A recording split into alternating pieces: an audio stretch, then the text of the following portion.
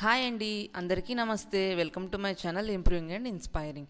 ఈరోజు నేను మీతో షేర్ చేసుకోబోతున్న ఇంట్రెస్టింగ్ టాపిక్ ఓవర్కమింగ్ ప్రొక్రాస్టినేషన్. ఇదందరం మన డైలీ లైఫ్లో మనం చేసేదేనండి.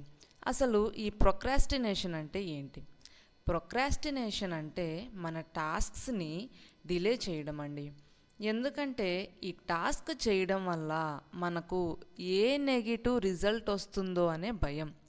అసలు ఈ ప్రొక్రాస్టినేషన్ ఎందుకు చేస్తామంటే చాలా రీజన్స్ ఉన్నాయండి. ఒకటి, ఫెయిల్ అవుతామనే భయం అయి ఉండొచ్చు, లేకపోతే పర్ఫెక్ట్గా చెయ్యాలి ఏ పనైనా అనుకోవడం వల్ల అయి ఉండొచ్చు, లేదా వర్క్ స్ట్రెస్ ఎక్కువగా అనిపించడం వల్ల, ఇంట్రెస్ట్ లేకపోవడం వల్ల, టైం మేనేజ్మెంట్ చేసుకోవడం రాకపోవడం వల్ల. ఇలాంటి రీజన్స్ వల్ల ఈ ప్రొక్రాస్టినేషన్ అనేది జరుగుతూ ఉంటుంది. ఈ ప్రొక్రాస్టినేషన్ ఓవర్కమ్ చేయడానికి కొన్ని ప్రాక్టికల్ స్ట్రాటజీస్ చూద్దాం. First one, use the 2-minute rule. మీరు చేసే పని ఏదైనా 2 minutes కన్నా తక్కువ టైం తీసుకుంటే ఆ పనిని ఇప్పుడే చేసేయండి. నేను ఒక ఎగ్జాంపుల్ మీతో షేర్ చేస్తాను. సపోజ్ మీరు ఒక ఇంపార్టెంట్ ఈమెయిల్ని సెండ్ చేయటం మర్చిపోతున్నారు అనుకోండి. మీతో మీరు ఇలా నెమ్మదిగా మాట్లాడండి. Just right the first line అని. అంటే ఒక్క లైన్ రాస్తాను చాలు అనుకోండి. ఒక్కసారి స్టార్ట్ చేశారంటే టాస్క్ మొత్తం మీరే ఈజీగా ఫినిష్ చేస్తారు. దీనివల్ల రిజల్ట్ ఏంటంటే ఒకసారి ఒక పనిని స్టార్ట్ చేశామంటే ఆ మెంటల్ బ్లాక్ బ్రేక్ అవుతుందండి. Second one, set clear dead lines. Dead lines create చేసుకోవడం వల్ల మనం చాలా త్వరగా అండ్ బాధ్యతగా ఆ పనిని ఫినిష్ చేస్తాం. ఫర్ ఎగ్జాంపుల్, ఒక కాలేజ్ స్టూడెంట్కి తన అసైన్మెంట్ సబ్మిట్ చేయడానికి 2 weeks టైం మాత్రమే ఉంది. తను 3 mini డెడ్ లైన్స్ సెట్ చేసుకుంది.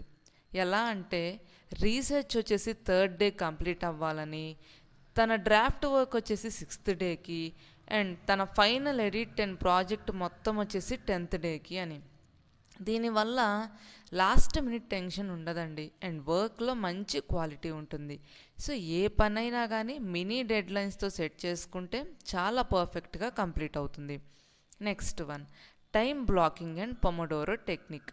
ఈ టెక్నిక్ ఏంటంటే 25 minutes వర్క్ చేయండి, 5 minutes బ్రేక్ తీసుకోండి అని మీనింగ్.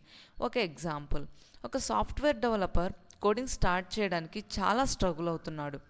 అప్పుడు తను ఈ పొమోడోరో టైమర్ని యూజ్ చేస్తాడు. ఎలా? 25 minutes కోడింగ్ చేయటం, 5 minutes బ్రేక్ చేసుకోవడం, again repeating the same work.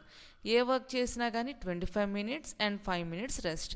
దీనివల్ల రిజల్ట్ ఏంటంటే మన వర్క్ చాలా ఫోకస్డ్గా ఉంటుందండి, అండ్ మనకి ఆ వర్క్ ప్రెషర్ వల్ల వచ్చే చిరాకు అనేది ఆటోమేటిక్గా తగ్గుతుంది. ఆ 5 minutes రిలాక్సేషన్ అనేది మనకి చాలు.